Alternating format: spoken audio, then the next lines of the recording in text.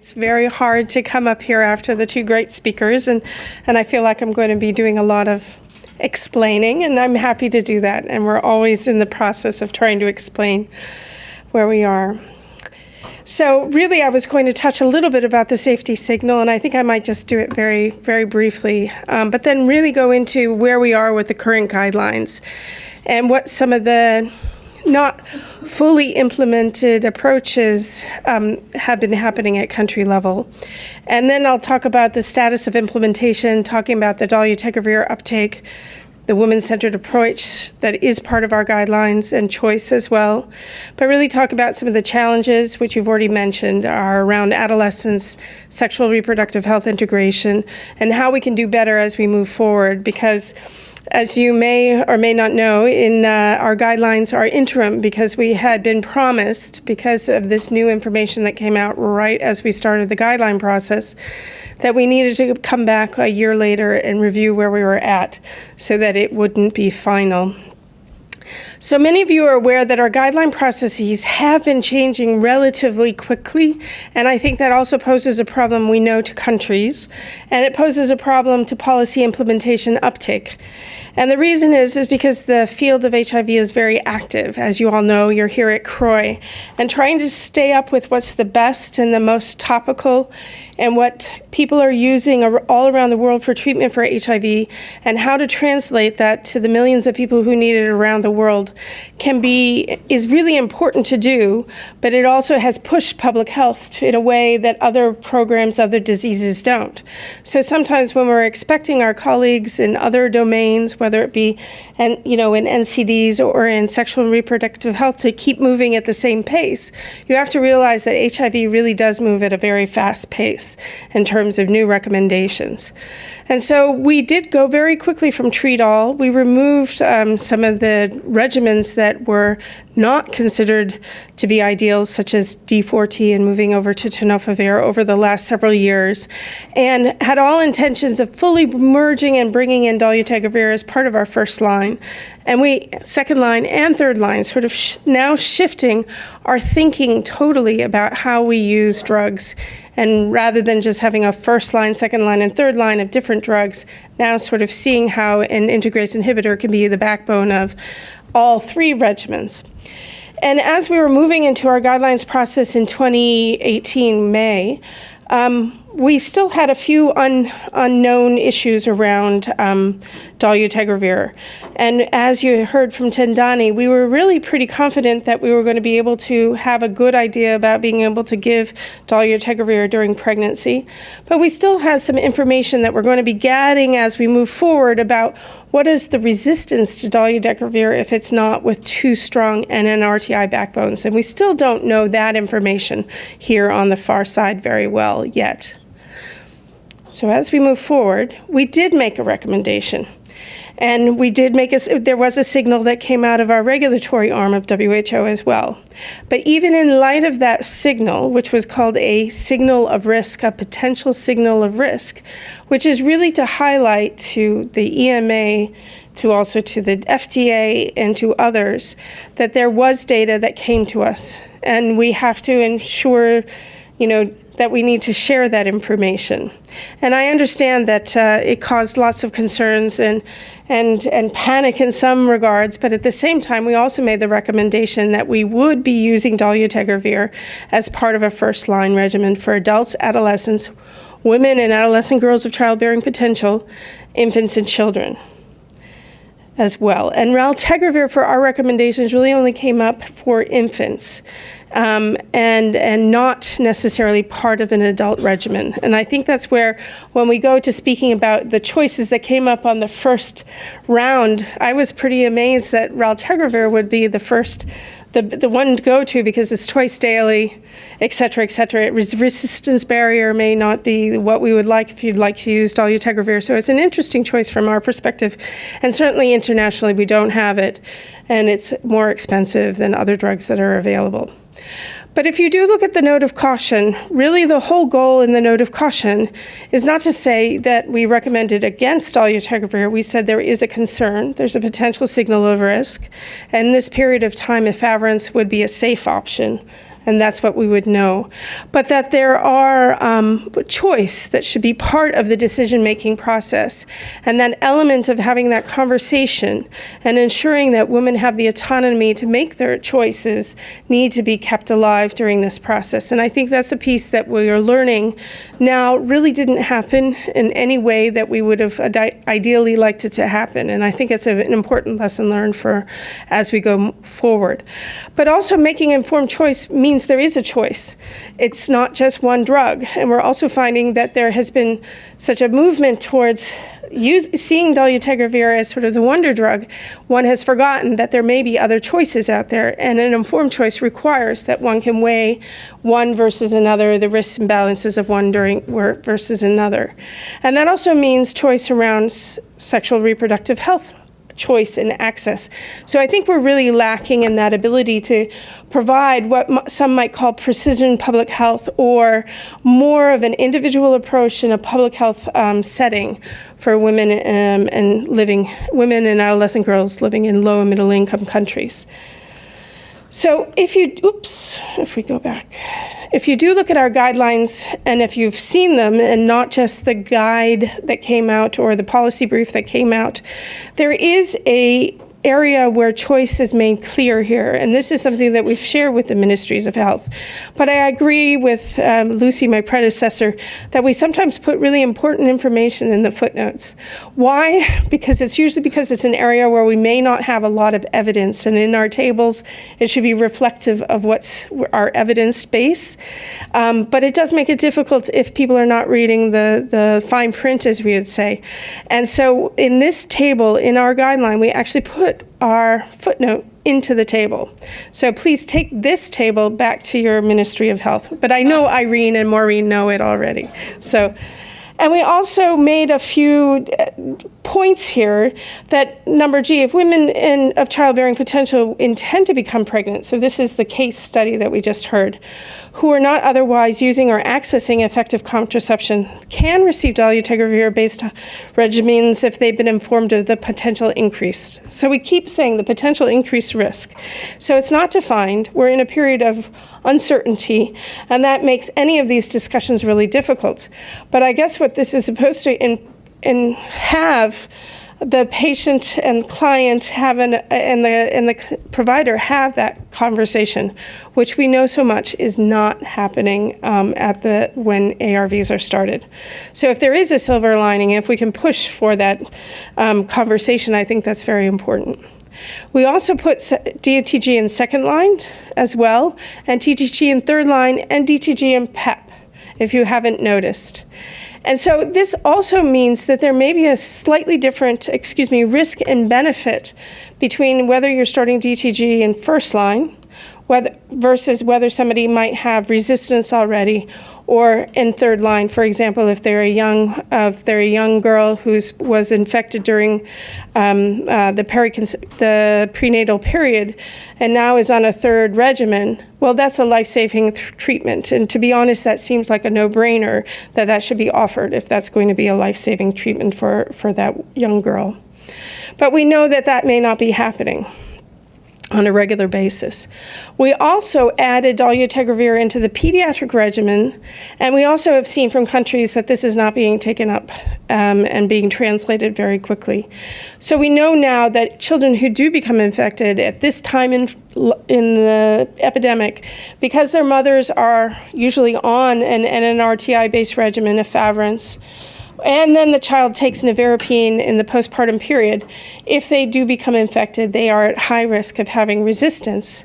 And so therefore, we definitely want children to be able to access dolutegravir and then raltegravir for neonates, because dolutegravir has not yet been studied down to the lowest age range.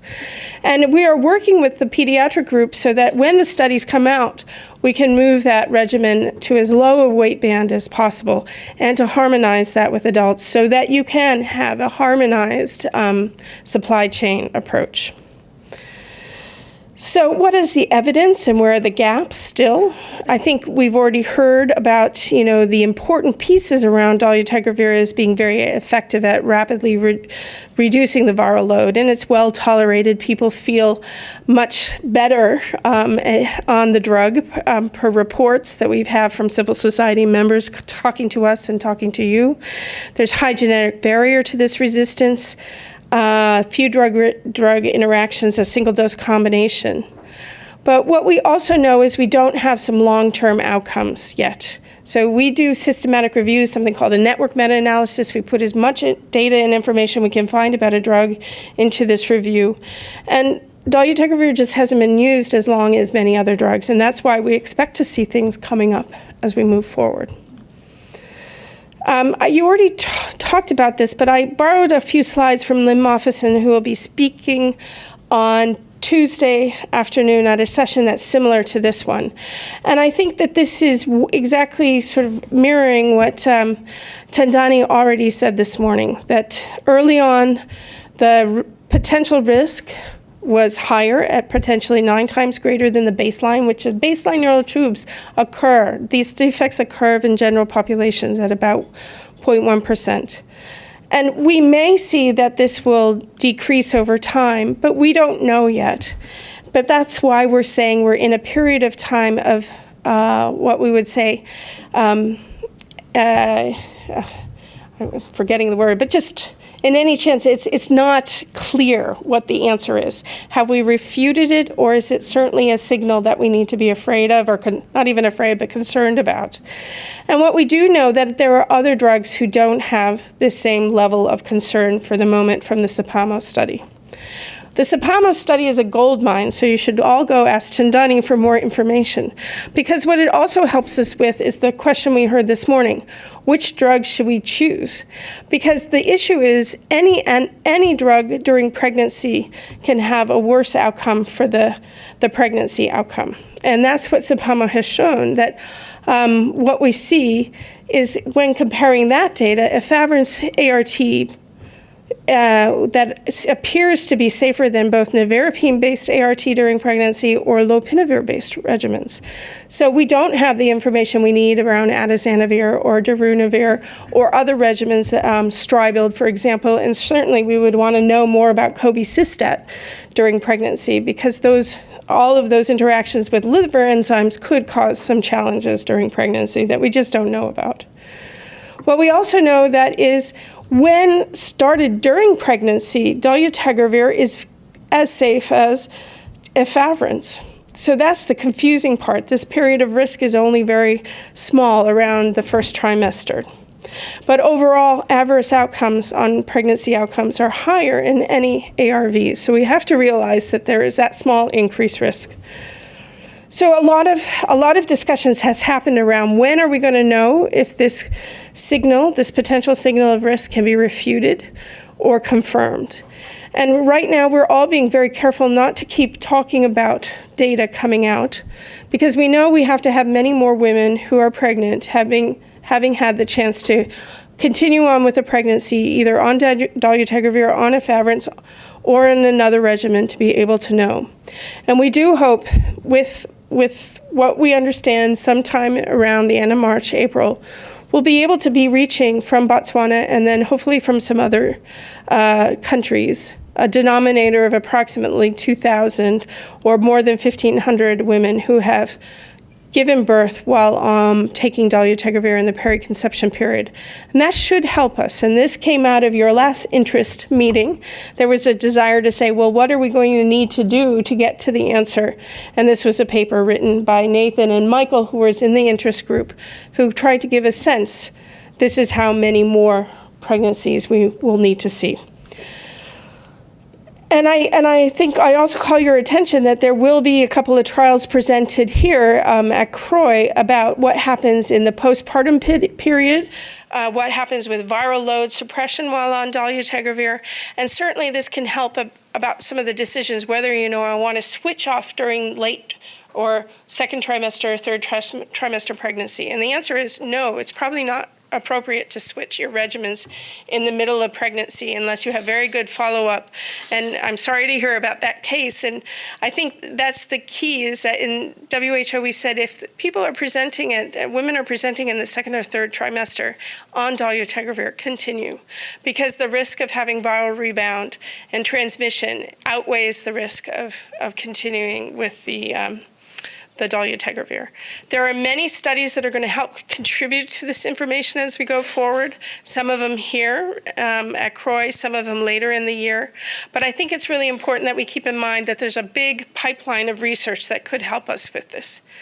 The other piece is resistance. We had said if a country had already reached a level of greater than 10% pre-treatment drug resistance to NNRTIs, that they should be moving towards a non-NNRTI first line. And we know that's been another challenge for implementing. Many of the countries don't know what their country prevalence of pre-treatment drug resistance is. And number two, if they are, then having other options or what should happen in that context for the entire population has been difficult to implement. So we know there's challenges there. Another challenge is implementing for adolescents. If you think about your adolescents, I think I mentioned it before, these are the young women who probably have the highest natality rates. They are probably the least likely to have access to sexual and reproductive health.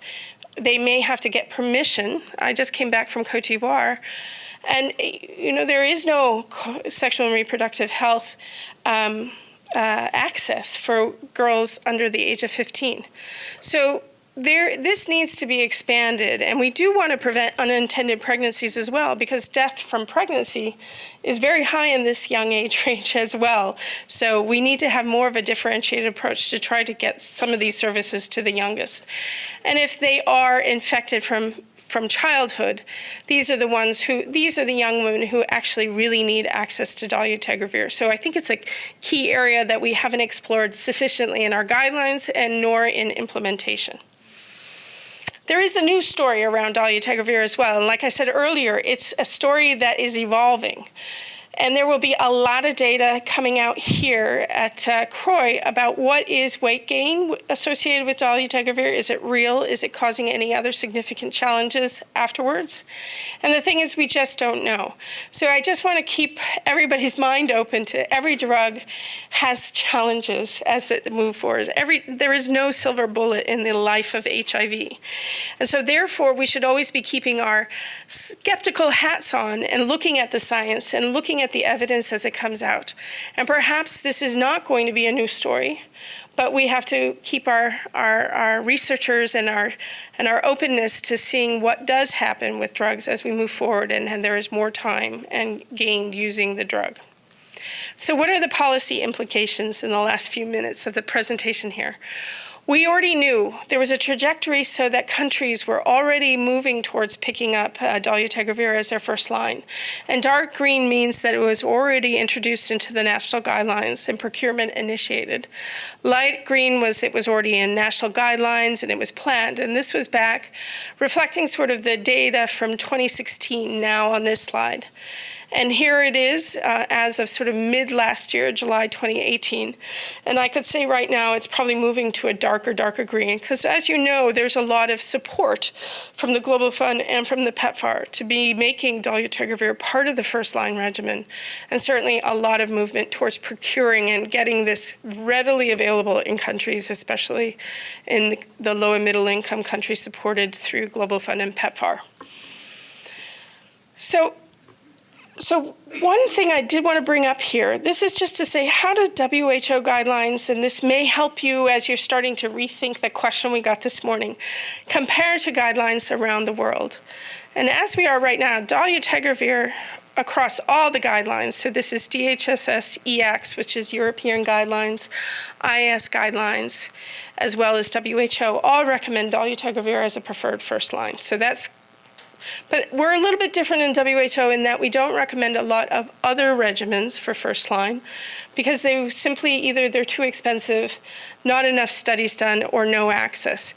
So we're generally nobody's really recommending PIs in the first line except possibly the orange of atazanavir in a few countries. And when you go down to how to implement using dolutegravir in pregnancy, this slide below, in early pregnancy, if a person was coming in, a woman was coming in naive to any regimen, not taking anything, DHSS, BIVA, and WHO, none of us would say start in the first trimester with dolutegravir. I just want to put that out there. Currently, the recommendations across the board say don't start if somebody's considering it in early pregnancy. Late pregnancy, we are unique at the WHO that we say continue. If you're coming in at second trimester, you got pregnant already on dolutegravir, don't come off, stay. And don't do a lot of switching because the viral load access and the follow-up is probably not going to be the same as you might get in the United States or Canada. If somebody is early in pregnancy down here and they're on dolutegravir, I think most say come off, whereas in late pregnancy, everybody says stay on. So I think if somebody were to come off during early pregnancy, that changing is a difficult thing to do, and what to change to needs to be carefully orchestrated with good follow-up. Just to say also, using dolutegravir has come in a differentiated approach across countries. Some of the first early adopters, Botswana, Brazil, Kenya, all did it slightly differently, meaning some have included, like Brazil has not included dolutegravir in second line, or it hasn't given it to people with tuberculosis. So having a fully harmonized way has not yet happened across the globe. Maybe we can get there as soon as the data are clearer for all of us. But it may be that each country will have to select what is the best approach for them as they introduce dolutegravir. We follow the policies of countries very closely, and what we see here is slides from 80 countries. Primarily, we follow low and middle income countries, so it doesn't represent high income countries. And what you can see is many of the countries have already started to introduce the guidelines or have already revised and moving on to a second version of guidelines, including dolutegravir. So active work is going on there. But how is it working for women of childbearing potential? And what we see, we have at least out of the 21 countries that have made specific policies, 7 are not allowing or not introducing dolutegravir for women of all women of childbearing potential. Some can be eligible if they're on long-term or some element of contraception. Some can be eligible if they have any form of contraception. And there are 4 that are actively looking towards an informed choice approach, some of them with assigned consent. So I think all of this shows you that this differentiation means that it's going to be important that we follow up closely to see what the potential things that we've learned, what can be used in another country, and what are the mistakes to avoid. We have our guidelines, and we also have 2 implementation tools that are underway. One which is a consideration for providing contraception care in the context of DTG scale-up. And just this past week, it was worked on during a meeting with a number of civil society members as they were in Zambia. So we do hope that this will be a useful tool. I think I'll skip through some of these because I don't have that much more time left, but you can see that also what has come up in the transition and being able to implement these policies is access to viral load, having a strong supply chain, and also being able to sort of understand where a country fits in their pre-treatment drug resistance and ability to supply SRH commodities. We did a brief survey of it's about 11 countries for this meeting in Zambia. And what we see is that the family planning services, unfortunately, are not being fully integrated in the HIV clinic. What you have is full range at the same place is in only 2 of the countries. So we know we need to do better. It sort of reminds me of the TB-HIV collaboration and integration. So here are wonderful tools that we have, but we have to make sure these tools in SRH are implemented. And somebody mentioned also the importance of pharmacovigilance. And what we do know is very few countries are doing a strong pharmacovigilance program. Some of the countries are really concerned about whether or not they can scale up a pharmacovigilance program to be able to introduce dolutegravir. Our advice is to build the ship as you're sailing, but that's often difficult in some countries. So to end, there are many challenges with implementing the 2018 guidelines, interim guidelines we call them, and we understand these. And we would like to try to turn these challenges into opportunities, and I think we've learned a lot over this past year and this time of, of unknowns. And this evolving risk-benefit discussion during the period of uncertainty is difficult for countries to implement.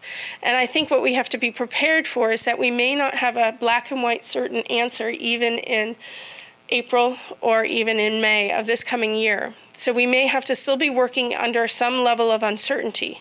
But that risk-benefit may change, and there's quite a bit of modeling and thinking around how we can estimate what that risk-benefit would look like. We need to have greater care, as Lucy was saying, to make sure that all women living with HIV are a part of these steps in the guideline development and implementation. And I think from WHO, we have to look internally a bit. We have excellent guidelines, toolkits, etc., for sexual and reproductive health. But it's not happening. And it's not happening at the sites where it needs to happen. And we need to make that a change. So it's a great opportunity for us to work with you all and to work with our civil society counterparts to improve in 2019. This is the timeline of the things we're doing. And we're coming back as a guideline meeting back in June, back together to review the evidence that we'll have in the first week of June this year. So thank you.